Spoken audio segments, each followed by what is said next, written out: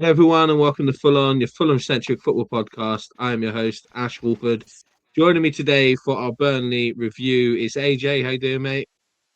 I'm goody goody goods. And yourself? Yeah, not too bad, mate. Not too bad. We'll discuss why in a minute, obviously. Mozza, how you doing, mate? Yep, very good too. Good.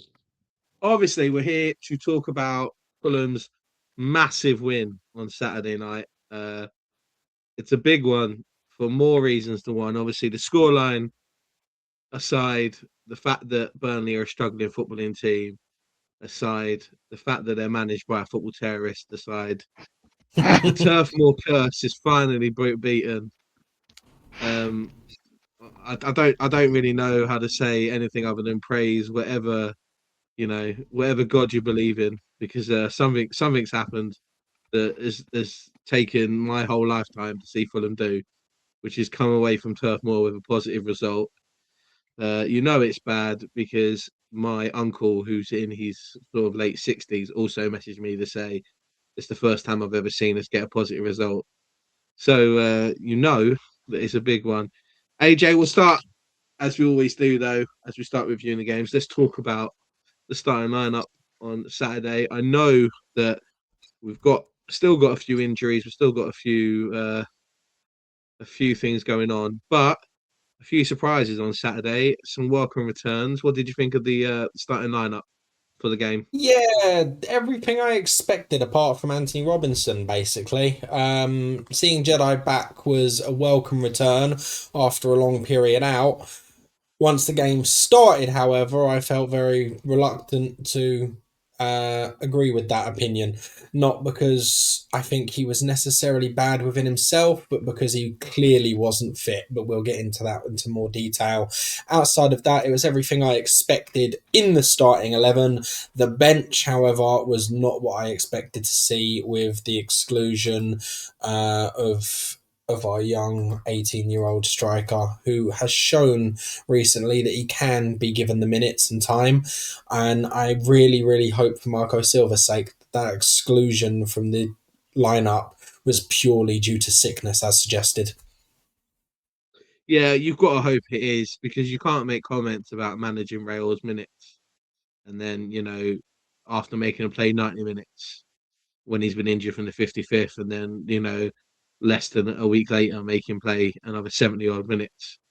It was a bit desperate, but it has to be down to injury. It can only be the only thing it can illness. Sorry, it's the only thing it can be, because to put Josh King up front for 10 minutes before the reshuffle was an interesting choice from Fulham, because he wasn't exactly the sort of player to you know use his strength to hold the ball up, and that was exactly what we needed at that time during the game. Weirdly enough, if there was a game where Adama Traore was probably going to come on, it was probably this one where we needed someone with a bit of strength up on the ball. But considering when Adama came on, all he did do was basically get hit with the ball on his chest, and it flew off him like he was a brick wall, and then did nothing for the remaining 5 6 minutes he was on the pitch. Says an awful lot. Mozza, it was good, obviously, as we say, to have Anthony Robinson back. It was good that he put in somewhat of a performance. I think he played in within himself massively. As AJ alluded to, fitness is still clearly a massive issue with him. But it was good to see him come through the game. It was good to see him, trying to make those overlapping runs that we know he can do. Not necessarily overly successful, but he did come in handy a few times, obviously causing the overlapping confusion for Harry Wilson's third goal, or the third goal in particularly. Um, but I want to concentrate on the three players we're about to lose. Alex Iwobi, Calvin Bassey, and Chukwueze, who I thought all three had pretty decent games. Calvin Bassey at one point turned into Lionel Messi, and then finished like he was Messi. Like it was terrible. But all in all, three good performances and three players we're really going to miss for the next month or so. Yeah, I mean, I think it's going to be a very hot topic to discuss when we do our Newcastle preview next with them. But I mean, just to go into it a little bit now. Yeah. Let me just backtrack to Robinson quickly. There it was a nice surprise to have him back. Good. Yeah, I felt like it was the right game for him to come back into. Not at his not like 100% as we've seen him before, but I can sort of I can let that go. But I feel like not just him. I feel like almost every player that we put out sort of had their moments of brilliance, but then had their moments of like woefulness as well. Especially the boys that we're going to lose. Iwobi, definitely a better game from him. Can't knock Bassi obviously for getting us the second goal as well. But I shouldn't laugh. I did laugh my head off though when he absolutely sent the ball into row Z. But hey, look, there's a reason why he's a defender. But Robinson had a shot as well.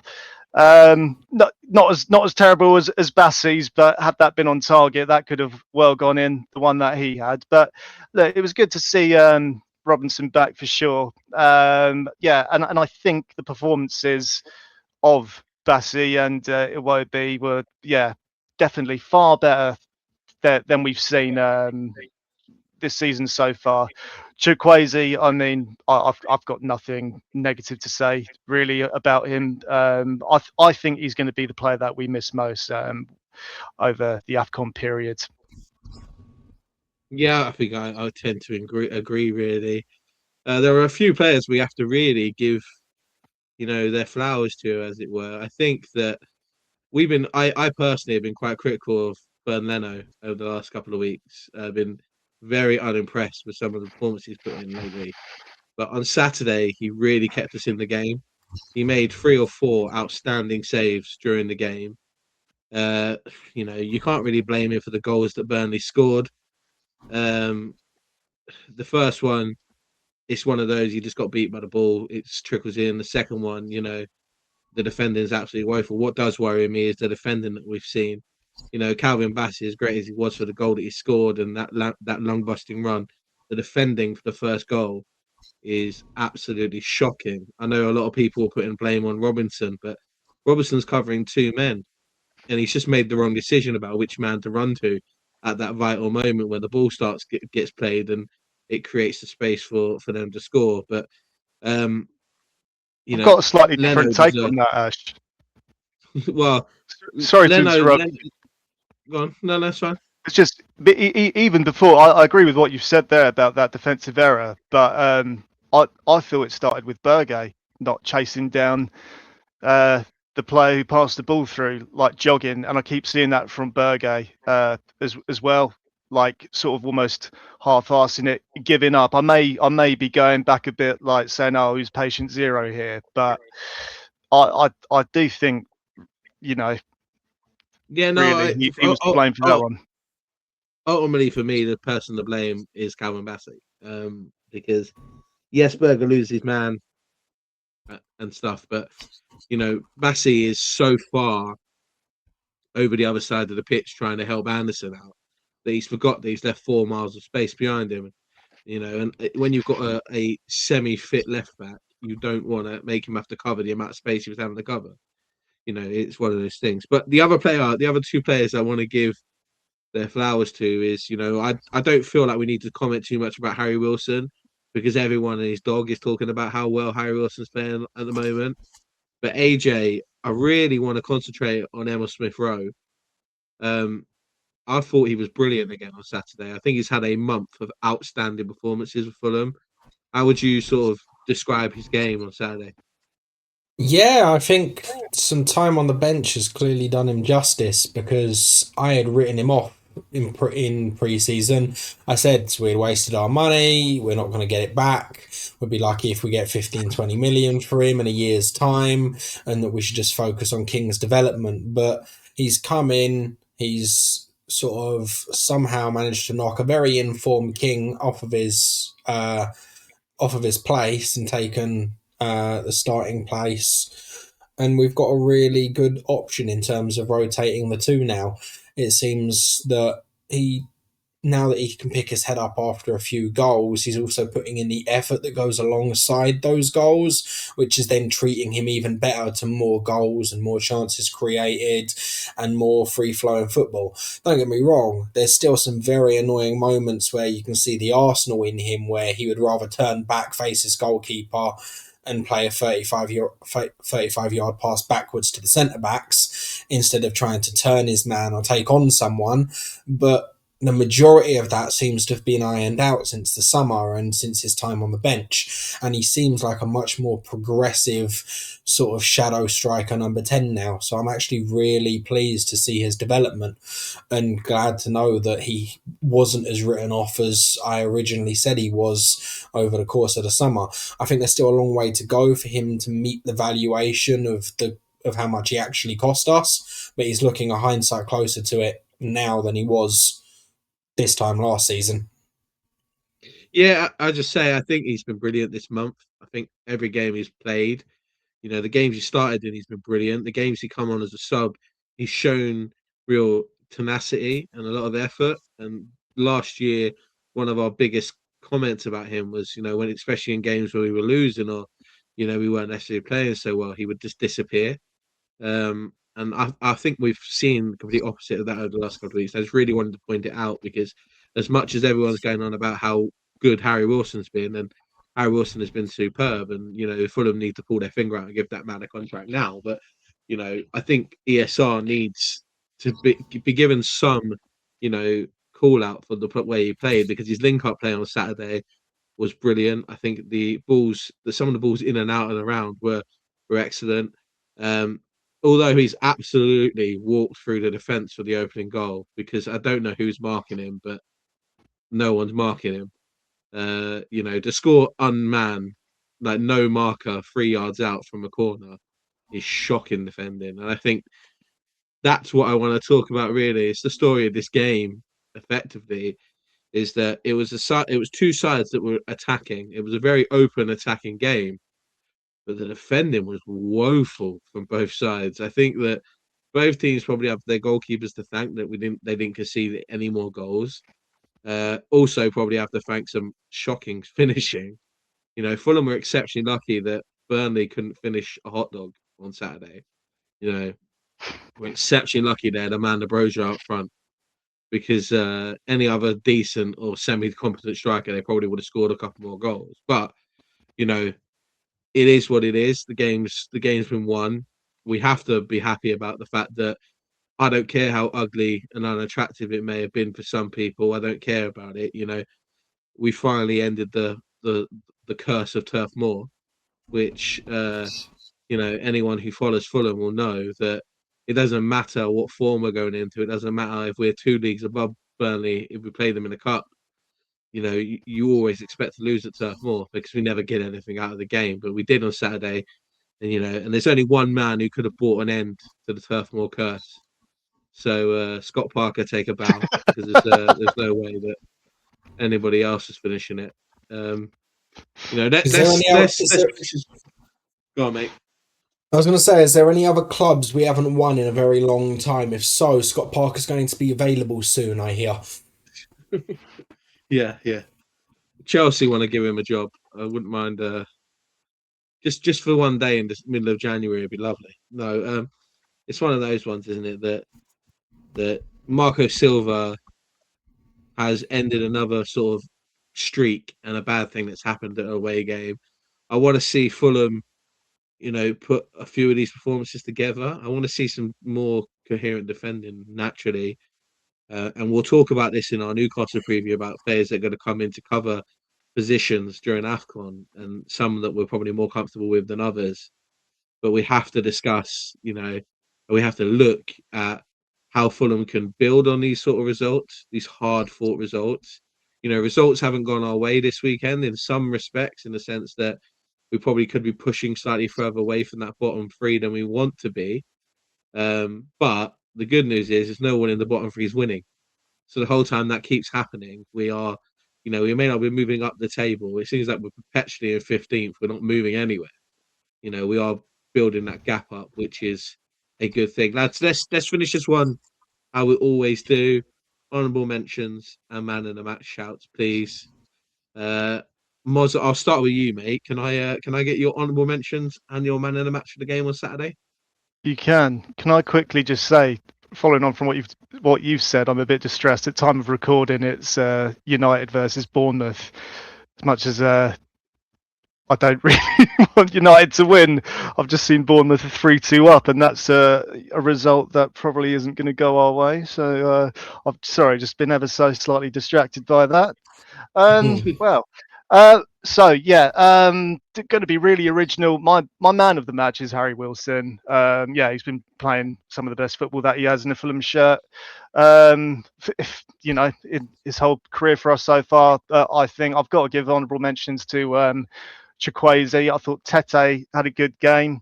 I will say Leno as well, because when watching the game, I mean, you sort of just addressed it, Ash. Really, like I thought, oh, he could have done better there. But having watched, highlights and the replays, it's the old saying, you're only as good as your back four at times, and I think the Fulham defence did let him down quite a bit. So I will have to say Leno, and of course ESR. I think if he keeps playing like the way he is, keeps building that confidence, and I don't know how long he's got left on his contract. I mean, it must be how long did he sign with us? Was it 5 years?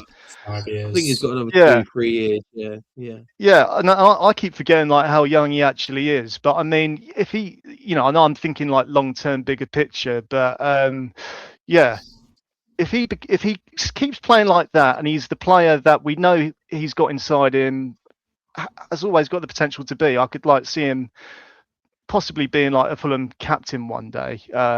Maybe I am like sort of floating in the clouds a little bit after what I've seen. Maybe like the standard of how he was playing has just been that low, that to see him do something, pretty decent, has made me go, oh yeah, he's going to be a superstar for us. But anyway, like credit where credit's due. Yeah, I'll give an honourable mention to Emil as well. Yeah, I think that's a fair shot. AJ, how about yourself, mate? Some honourable mentions and your man of the match for the game, please. I'll start where Mozza left off. ESR deserves a pat on the back, especially because he's doing incredibly well of recent, especially considering the form that he had shown in the past. So that's quite high praise from me, considering how much I had written him off. I will give an honourable mention to Jedi as well, not because I thought he played particularly well, but because I thought he played well despite the fact he clearly wasn't fully fit.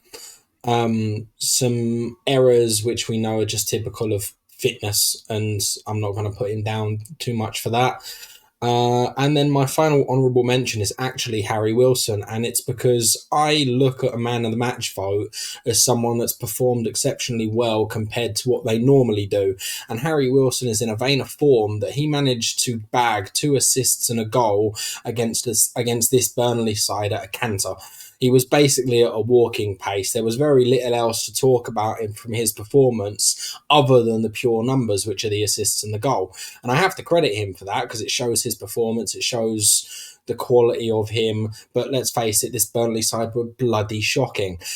However, our defence were equally as shocking and made this game look like a championship match. And for that reason, and because it's so much better than we've seen of him recently, my man of the match is Bird Leno. Yeah, I think it's a fair shout from both of you, actually. For me, honourable mentions for me are Bert Nano. I've already explained why during the episode. I think for the first time in a little while, we've seen a solid performance from him. He doesn't look like he's being beaten too easily. Both of the goals are, defensive mistakes that there's only so much he can do. When you look at certain moments in the game, that save at the end of the first half was brilliant. Coming out quickly to clear after Emil Smith-Rowe's absolutely shocking back pass in the second half was brilliant. He made 2 or 3 good one-on-one stops. I do wish he would command his defence a little bit better when it comes to set pieces. Probably why we concede so many from it. But I don't think that's ever been his game, to be fair. So that is what that is. Other honorable mentions for me, like AJ, I also would shout out Jedi. He's clearly not 100% fit. Clearly been rushed back because we've got no fit left back. Played within himself, but in a way that was controlled, and that probably lucky that he wasn't facing Kyle Walker on that side of the pitch, and or Tete for the same reason had no Kyle Walker to deal with. It meant the game was probably a bit more walking pace than it needed to be in certain situations. Uh, Harry Wilson, again, agree with, as you say, he hasn't played any better than he has done in the recent weeks. In fact, if anything, probably slightly worse on Saturday than he had been in recent weeks. But you can't argue with the numbers he put in because the moments he was needed, he stepped up, and that's all you can ever ask for your players. For me, my man of the match would be ESR, because I think he put in a performance that let off some mistakes that other midfielders were making around him. I don't think Alex Iwobi had a brilliant game. I thought he gave the ball away way too much, and that was a problem that I had with him last week against Palace too. I thought Sander Berg was a bit lost in certain parts of that game. Mozza hit up to it in the first goal where he sort of loses his man and then doesn't even bother to catch up with him. Just sort of, oh, it's gone. And then two bits of play later, they're scoring. I thought he did a brilliant job of doing that. He also had to deal with an awful lot with having a striker in front of him who's also not only unfit but out of position 99% of the time because he's trying to make up for the fact he's not fit enough to get lung busting runs into the box by doing everything else. And I think he did really well to cover that. So ultimately, we don't have a man in the match for the game on Saturday because all three of us can't agree on it, which is fine. Scott Parker. I think for Scott Parker will win it. That's fine. For me, I'm just happy the Turf Moor curse. The only thing Scott Parker's winning at the moment. Yeah, I'm happy Scott Parker's done his job, and we've got a win at Turf Moor. Those fine margins are finally coming to play. I'm also really happy to see that naughty jacket that he used to wear managing Fulham come out and play on Saturday night. Yes, because I call him the football terrorist, and he definitely looked like he was terrorizing something on Saturday. Look, we'll move on. Hope you guys have a good day. We'll be back tomorrow morning, pre Newcastle game for our Newcastle preview. There's not really much more to say other than the Turf Moor curse is over and come on, you Whites.